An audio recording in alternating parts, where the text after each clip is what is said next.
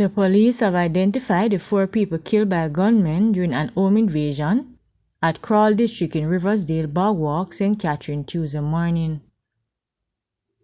They have been identified as Kerrian Higgins Maggart, 45, a farmer from Crawl District; Dorothy Higgins; Diana Nicole Johnson, 38, a helper from Tom's Hope in Fellowship, Portland; and a man known only as Kevin.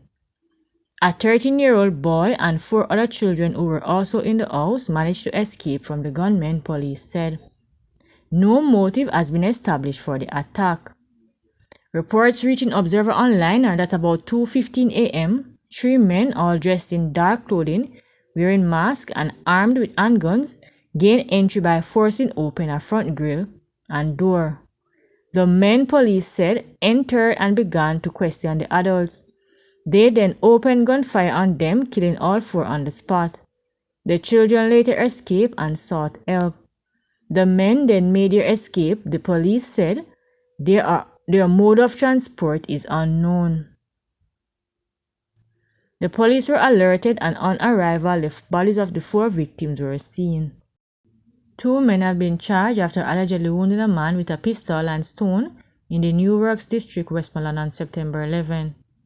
Charged with possession of a prohibited weapon, assault at common law, and unlawful wounding are 27-year-old O'Neill Dyer and 23-year-old Shamoya Boucher, both farmers of New Works District in the parish. Reports from the Savannah Mar police are that about 7:30 a.m., a man was walking along the New Works main road when he was pounced upon by Boucher and Dewar.